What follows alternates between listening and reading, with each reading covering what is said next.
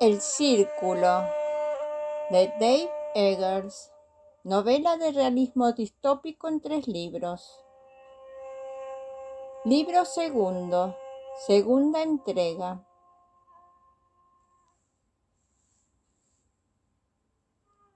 A las 13:44 May entró en el Renacimiento.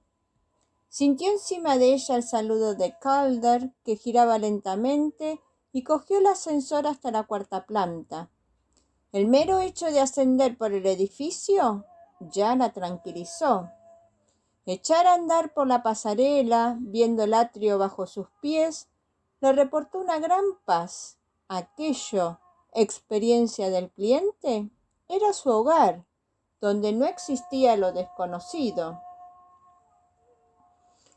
Al principio May se había quedado sorprendida de que le pidieran que siguiera trabajando al menos unas horas semanales en EDC. Ella había disfrutado del tiempo que había pasado allí, sí, pero había dado por sentado que la transparencia compartiría dejar atrás todo aquello. De eso se trata precisamente, le había explicado Bailey. Creo que, en primer lugar, te mantendré en contacto con el trabajo de base que hacías ahí. En segundo lugar, creo que tus seguidores y espectadores agradecerán que continúes haciendo tu trabajo tan esencial. Sería un acto de humildad muy conmovedor, ¿no te parece? May había sido consciente enseguida del poder que detentaba. Se había convertido de la noche a la mañana en una de las 3 circulistas más visibles y había decidido llevarlo con despreocupación, de manera que cada semana encontraba un rato para volver a su antigua unidad y a su antigua mesa de trabajo, que la habían dejado desocupada. Se habían producido cambios. Ahora había 9 pantallas y se animaba al personal de EDC a que se involucrara más profundamente con sus clientes, a que fueran más allá de sus respuestas. Pero el trabajo era esencialmente el mismo, y May descubrió que agradecía su ritmo, la naturaleza casi inmediativa de hacer algo que sabía hacer sin pensar, y en los momentos de estrés o de calamidad se sorprendía a sí misma queriendo ir a EDC. Así pues, en su tercera semana de transparencia, un miércoles soleado, planeó hacer un 90 minutos de EDC antes de que el resto de la jornada la absorbiera. A las 3 tenía que hacer un recorrido guiado por la era napoleónica, donde estaban presentando un modelo de la eliminación del dinero físico. El hecho de que el dinero de Internet se pudiera rastrear con facilidad eliminaría de la noche a la mañana franjas enormes de delincuencia. Y a las 4 se suponía que tenía que presentar las nuevas residencias para músicos del campus. 22 apartamentos completamente equipados donde los músicos, en especial los que no podían contar con ganarse la vida por medio de las ventas de sus discos, podían vivir gratis y tocar con regularidad para los circulistas. Con aquello ya ocuparía la primera mitad de la tarde. A las 5 se suponía que tenía que asistir al anuncio público del último político que se había vuelto visible. La razón de que siguieran llevando a cabo aquellas proclamas a bombo y platillo, ahora las llamaban clarificaciones, era un misterio para ella y para muchos de los espectadores. Había decenas de millares de cargos electos visibles por todo el país y todo el mundo, y el movimiento ya no era tan novedoso como inevitable. La mayoría de los observadores predecían un total de transparencia de los gobiernos, al menos de los democráticos, y gracias a Sea Change, pronto no habría de ninguna otra clase, en un plazo de 18 meses.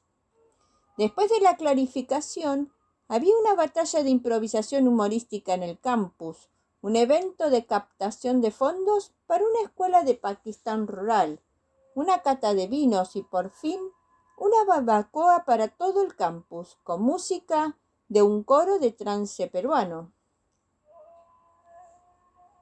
May entró en la sala de su antiguo equipo, donde las frases de ella, los secretos son mentiras, compartir es querer, y la privacidad es un robo habían sido forjadas en acero fundido y ocupaban una pared entera. El lugar estaba a reventar de novatos, todos los cuales levantaron la vista alarmados y contentos de verla allí entre ellos.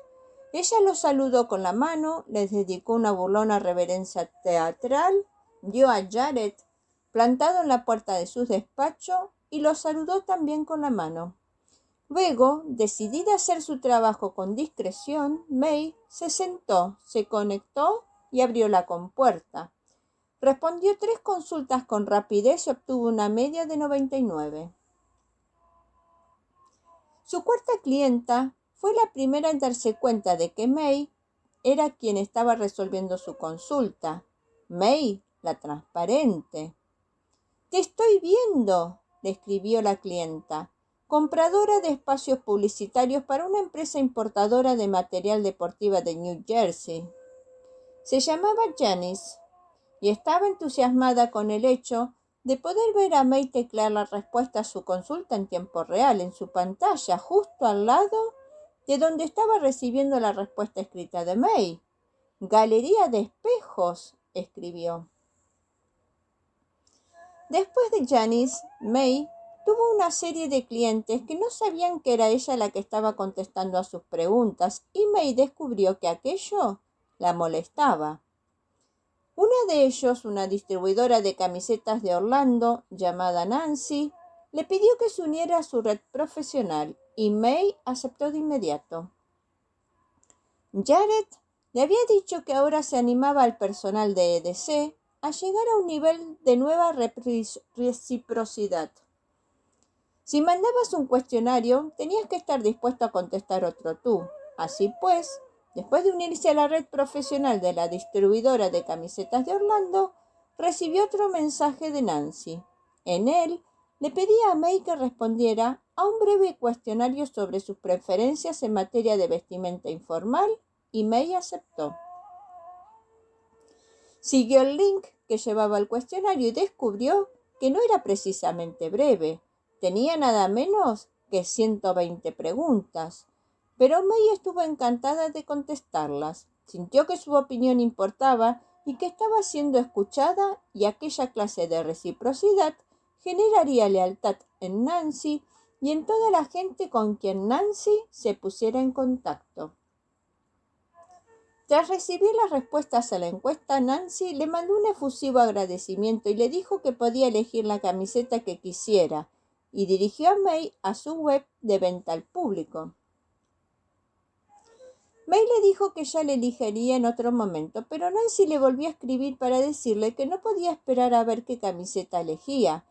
May miró su reloj. Llevaba 8 minutos de consulta de Orlando, lo cual sobrepasaba con creces la nueva directriz, que estipulaba 2,5 minutos por consulta.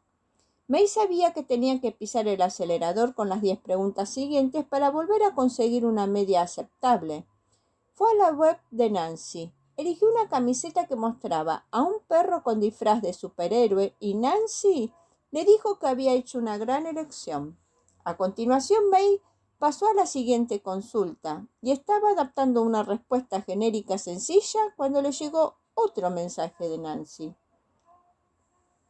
Siento ser tan sensible, pero después de invitarte a que te unieras a mi red profesional, no me has pedido que me uniera a la tuya, y aunque sé que soy una don nadie de Orlando, te quiero decir que me has hecho sentir subestimada. May le dijo a Nancy que no tenía intención de hacerla sentir subestimada, que simplemente en el círculo había mucho trabajo y que se le había ido de la cabeza la reciprocidad básica, algo que remedió al instante. May terminó con su siguiente consulta, obtuvo un 98 y estaba mandando el segundo formulario cuando recibió otro mensaje de Nancy. ¿Has visto mi mensaje de la red profesional? May miró todos sus canales y no vio ningún mensaje de Nancy. Lo he colgado en el tablón de mensajes de tu red profesional, dijo. De manera que May fue a aquella página, que no visitaba a menudo, y vio que Nancy le había escrito. «Hola, desconocida». May tecleó «Hola a ti», pero no eres ninguna desconocida. Y aunque por un momento pensó que aquello terminaría con su conversación, decidió quedarse un momento a esperar en aquella página, presintiendo que Nancy no había terminado. Y así era. Me encanta que me hayas contestado. Pensé que tal vez te habrías mosqueado porque te llamara desconocida. ¿Me prometes que no te has mosqueado? May le prometió a Nancy que no se había mosqueado, le contestó con un XO.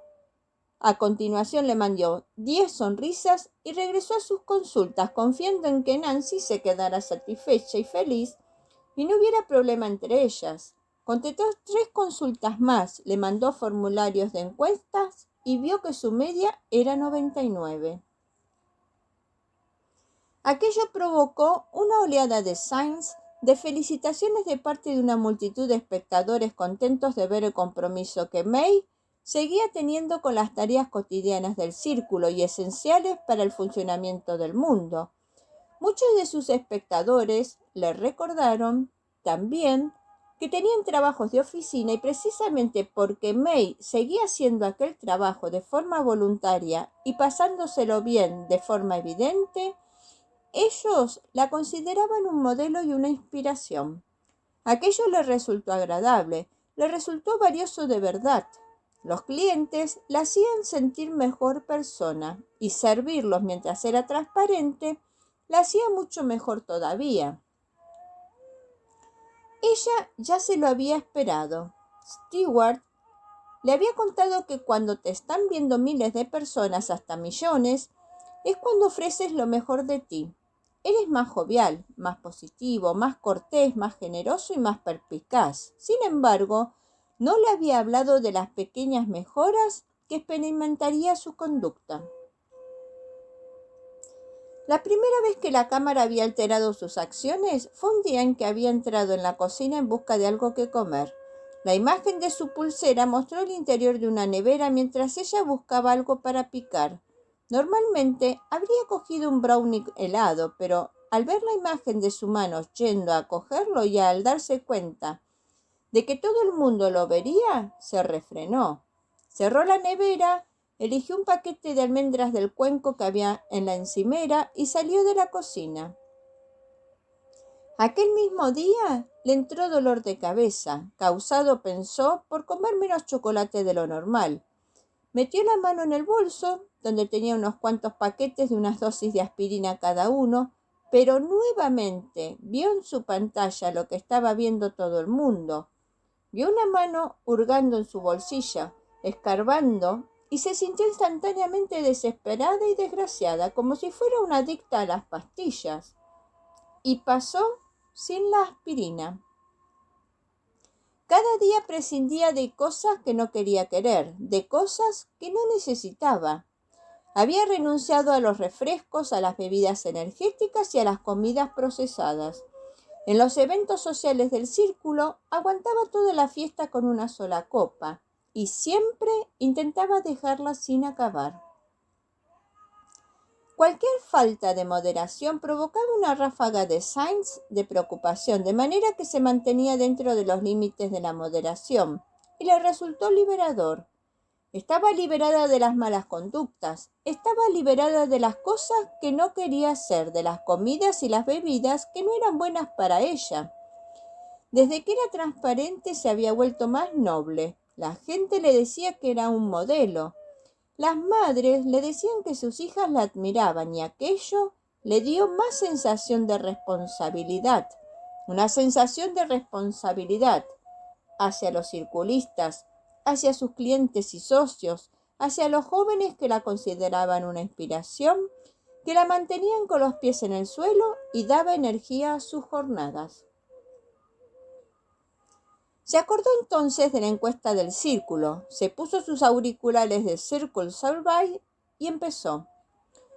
A sus espectadores les transmitía sus opiniones constantemente, cierto, y se sentía mucho más influyente que antes, pero echaba un poco de menos el ritmo pulcro y el formato de pregunta y respuesta que tenía la encuesta. Abrió la consulta de otro cliente y asintió con la cabeza. Sonó la campanita lejana. Asintió con la cabeza. Gracias. ¿Estás contenta con el estado de seguridad de los aeropuertos? Sonrisa, dijo May. Gracias. ¿Te parecería bien que se produjeran cambios en los procedimientos de seguridad de los aeropuertos? Sí, gracias. ¿El estado de la seguridad de los aeropuertos te disuade a volar más a menudo? Sí, gracias. Las preguntas continuaron y pudo contestar 94 antes de permitirse un momento de descanso. Pronto le llegó la voz, inalterable. May. Ella no le hizo caso. May. Su nombre, dicho con una voz, seguía teniendo poder sobre ella. Y no había descubierto por qué. May. Aquella vez le pareció la voz de una versión más pura de sí misma. May. Se miró la pulsera y vio varios signs que le preguntaban si estaba bien. Sabía que tenía que responder a menos que quisiera que sus espectadores pensaran que había perdido la cabeza. Era uno de los muchos ajustes a los que tenía que acostumbrarse. Ahora había miles de personas viendo lo que ella veía, teniendo acceso a los datos sanitarios de ella, oyéndole la voz y viéndole la cara. Siempre se la podía ver a través de algunas de las cámaras de St. James del campus, además de la que tenía en su monitor, de manera que cada vez que se desviaba de su habitual optimismo, la gente se daba cuenta. May. Ella quería oírlo otra vez, de forma que no dijo nada. May. Era la voz de una mujer joven que sonaba inteligente, feroz y capaz de todo. May. Era una versión mejor y más indomable de ella misma. May. Se sentía cada vez más fuerte que la oía. Se quedó en EDC hasta las 5. A continuación les enseñó a sus espectadores la clarificación más reciente, la del gobernador de Arizona, y disfrutó de la transparencia, por sorpresa, de toda la plantilla del gobernador.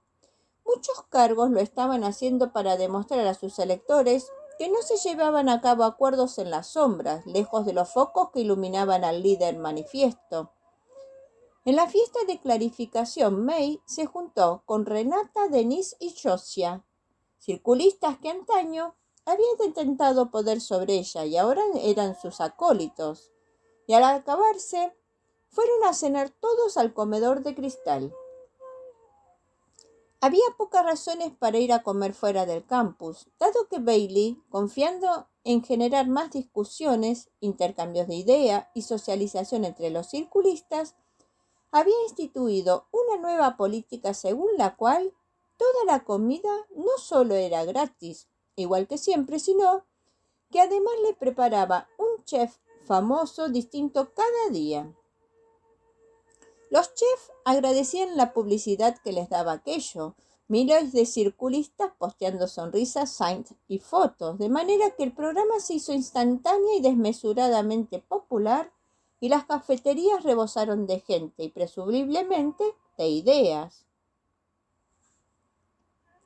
En medio del bullicio de la noche, May comió, sintiéndose desorientada, con las palabras y los mensajes crípticos de Calden todavía resonándole en la cabeza. Se alegró, pues, de las distracciones que le ofrecía la velada. La batalla de improvisaciones humorísticas fue apropiadamente terrible y graciosa a pesar de su incompetencia sin paliativos. El acto de captación de fondos para Pakistán fue absolutamente inspirador. Se consiguió reunir 2.3 millones de sonrisas para la escuela y, por fin, se celebró la barbacoa donde May se me permitió una segunda copa de vino antes de acomodarse en su habitación de la residencia. Ya hacía 6 semanas que ocupaba aquella habitación. Ya no tenía sentido coger el coche para volver a su apartamento, que era caro, y además, la última vez que ella había estado en él, después de 8 días ausente, tenía ratones, de manera que lo había dejado y se había unido al centenar de colonos circulistas que se mudaban de forma permanente al campus. Las ventajas eran obvias, y la lista de espera ya tenía 1.209 nombres. Actualmente en el campus había sitio para 288 circulistas y la empresa acababa de comprar un edificio cercano, una antigua fábrica que planeaba convertir en 500 habitaciones más. A May le habían subido la habitación de categoría y ahora tenía mobiliario completo, pantallas de pared y persianas, todo monitorizado de forma centralizada.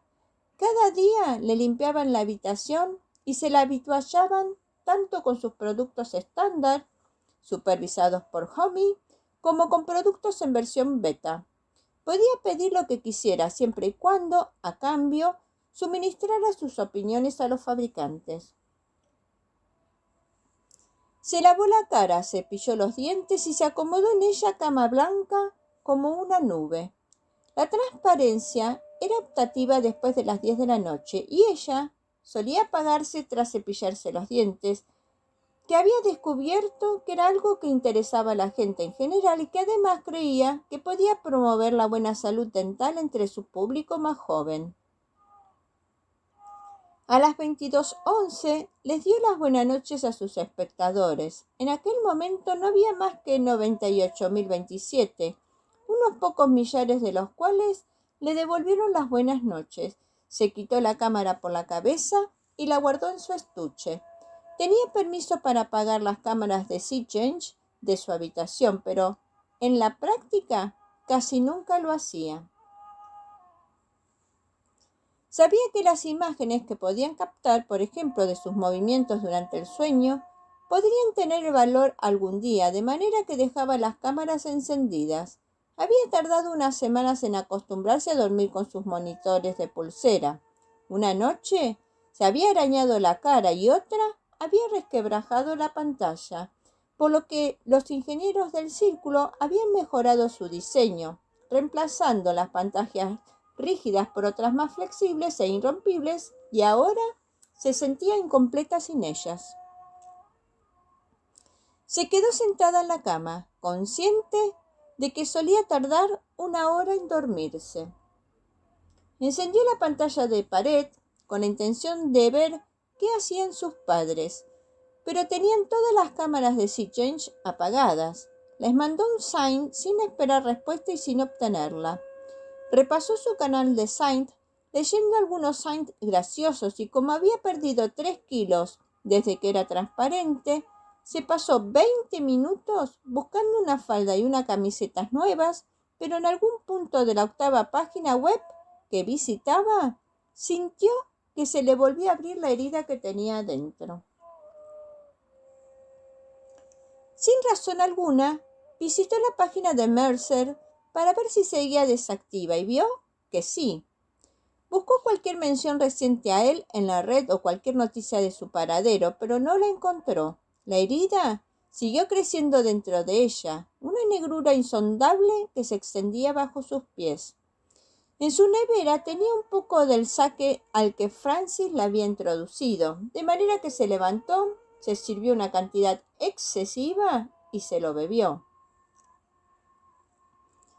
Fue al portal de SeaChange y se dedicó a mirar emisiones desde las playas de Sri Lanka y Brasil, sintiéndose más tranquila, más reconfortada, y luego se acordó de que unos cuantos millares de universitarios que se hacían llamar los James Shears se habían dimensionado por todo el planeta instalando cámaras en las regiones más remotas, de manera que pasó un rato contemplando una aldea en el desierto de Namibia, donde un par de mujeres preparaban la comida y sus hijos jugaban al fondo. Después de mirar unos minutos, sin embargo, sintió que la herida crecía más, que los gritos bajo el agua se volvían más fuertes, un susurro insoportable.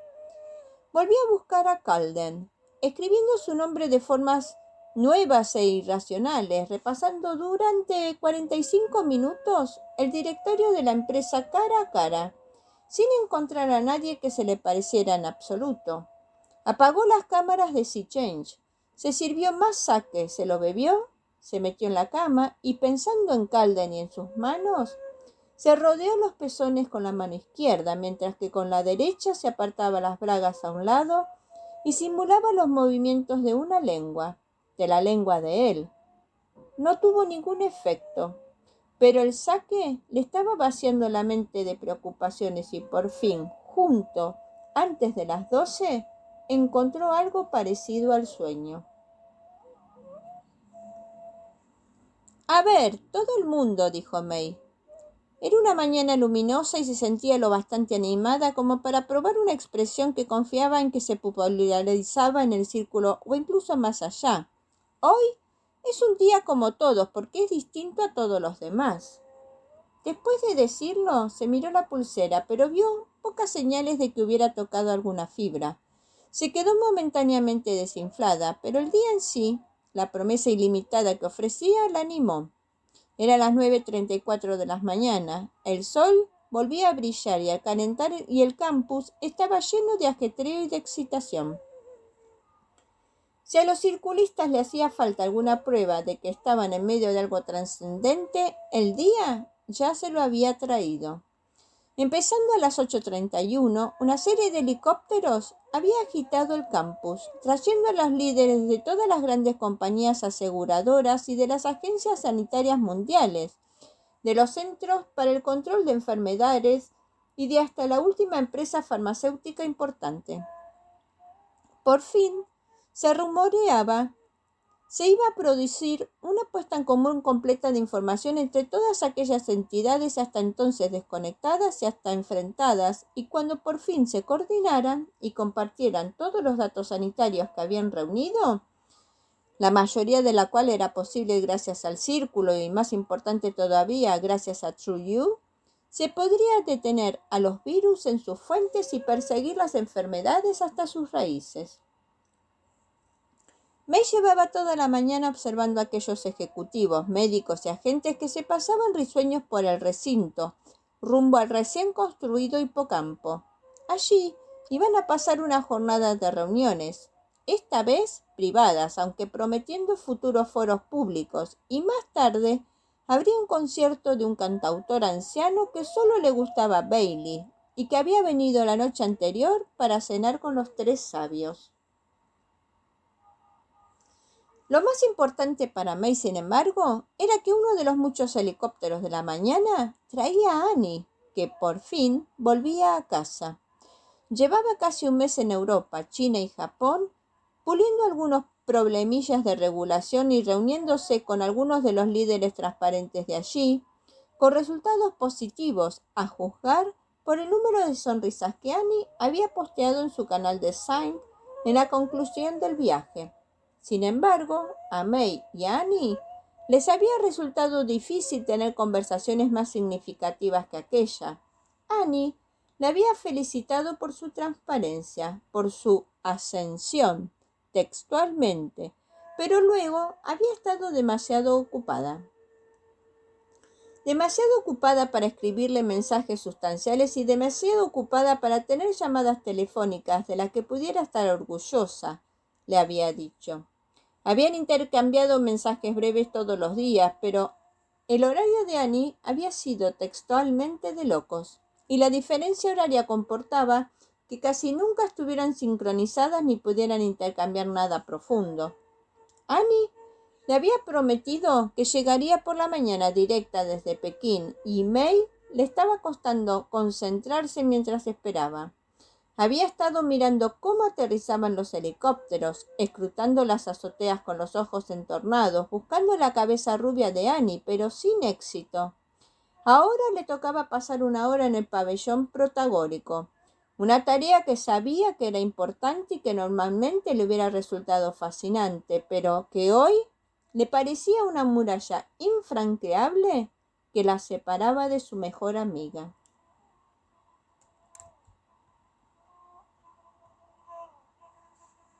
El círculo cerrando está conquistando sus objetivos, al igual que sus integrantes y libertades. Tiffy la Cuentacuentos agradece tu visita. Ansía que este relato haya sido de tu agrado. Pero para continuar con esta gran novela, deberás esperar las próximas entregas.